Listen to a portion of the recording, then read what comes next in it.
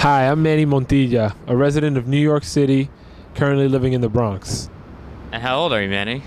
Well, I'm 26 years of age, currently employed full-time, and I do currently have employee-based insurance, health insurance. My name is Carl Schutt. I'm a resident of New Jersey. I'm also 26, working for the same company as Manny is, but I am there through a temp agency, and he is actually a full-time employee, and I do not have health insurance through the temp agency. So how rough of a time is it for you not having insurance? it's actually pretty expensive. I had to go to a walk-in clinic, which ended up costing me, I had to go there 3 or 4 times because I had strep throat and then just fevers after that. So that ended up costing about $300. And then just for the medication, one of the medications was $137. The other one was, I think, $80.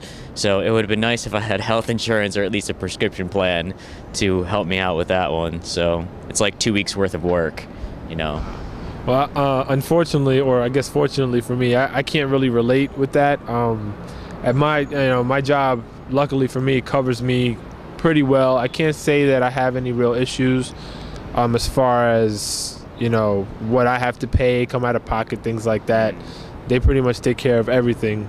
However, I do always wonder, what if I'm laid off or, some unfortunate circumstance happens where I'm not able to work full-time for any particular company, how that would affect me and my health insurance. And right now, actually, I have some family members who are currently going through this situation where they don't have any assistance, and it's very costly. Right. Any little thing, that you would normally go to the doctor for, they kind of hold back on because. Well, yeah, that's exactly what it is, not going to the doctor. How long do you put a problem off just because you don't have the money to pay for it, or bills and all of those things that kind of come first. Right. So preventative care is the most cost-effective treatment. People without insurance have to wait until the problem is severe and have to go to the emergency room for the most expensive care. Let's see what this emergency room doctor has to say. In my emergency room, I see so many people who come in who don't have insurance, and so they're in the emergency room much sicker than they would have been if their conditions had been treated earlier, if they had been able to get into a primary care doctor. People who have strokes because they couldn't afford their high blood pressure medicine, and things that are preventable and treatable. If only we could get people in to see their doctors instead of having to come to me because they don't have insurance and don't have anywhere else to go. I'm proud to be the safety net and proud to be in a position where I can see everyone who comes to see me and not even ask if they have insurance. But as a result, people are coming in much sicker than they would have been otherwise.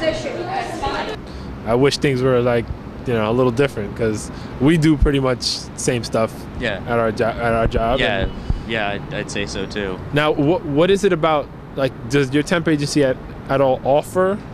Do you have to have some kind of? Yeah, it's you have to work there for 500 hours, which is, I guess, they base it on the 35-hour work week. So I think that's maybe I think it's 6 months or something like that, which is a long time considering going 6 months anytime. But actually, in my since graduating college in 2003, I'd say I've had health insurance for 3 months out of that. So 3 months out of 36 I've been insured. Wow. And it was a good 3 months. I got to go to the dentist. It was worth it. So that's pretty tough. Now, I guess one of my questions for you, since you're on the other side of things, how does, for example, you had strep throat, right? Right. And then you also had to get medication. Right.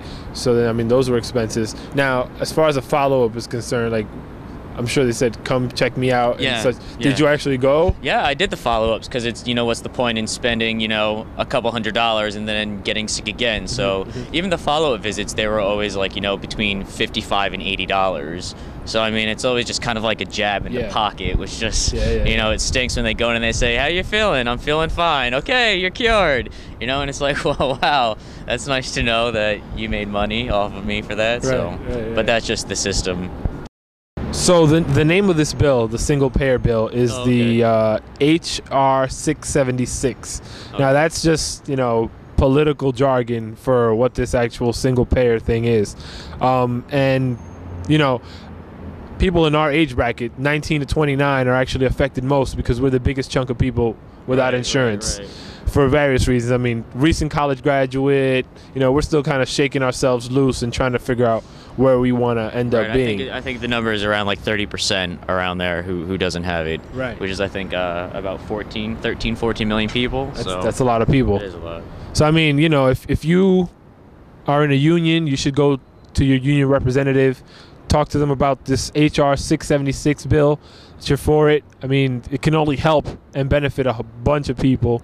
Yeah, especially because since the younger people want to try to change the stagnation of what our political system has become, it's pretty important to go and get involved since it's basically affecting us, you know, the 19 to 29-year-olds. So, I mean, to me, it's like it's on the same wavelength. If we don't do something about healthcare now, we're going to end up being, you know, our lifespan is going to be much shorter than current generation now. Right.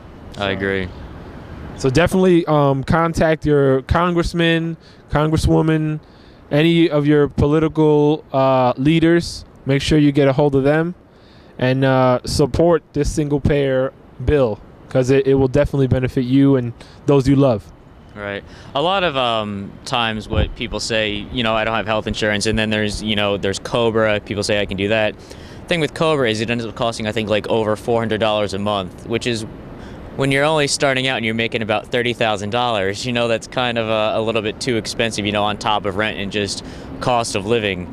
So I guess the argument with that is say, oh, well, you know, get your priorities straight. You know, if you want to have health insurance, then, you know, you pay the money and you get it. But then again, you teeter back and forth like, oh, well, I don't think I'm going to be sick this month, so I'm not going to waste it on that. And, you know, then all you really need to do is, I guess, like be hit by a car or something like that. And, you know, the bills go into the tens of thousands of dollars. You know, just even staying in the hospital one night is, I think, over $5,000 depending where you are. So, yeah.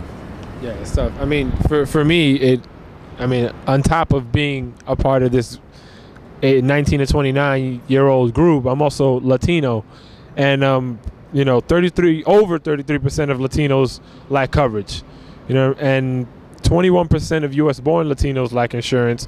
25% of foreign-born Latinos who are now U.S. citizens lack coverage, and a total of 59% of foreign-born Latinos who are not U.S. citizens lack coverage. So it spreads far and wide. You know, it affects so many very unappreciated people. And also, too, one thing that you made the comment about, I think it was 59% of non-U.S. born and non-U.S. citizens don't have coverage.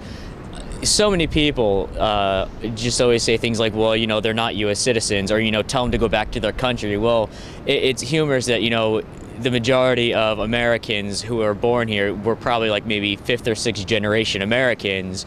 And, you know, there was a time when, you know, our ancestors came over and they didn't have health insurance. And it's like, I think we've definitely have lost connection with the fact of what America really stands for.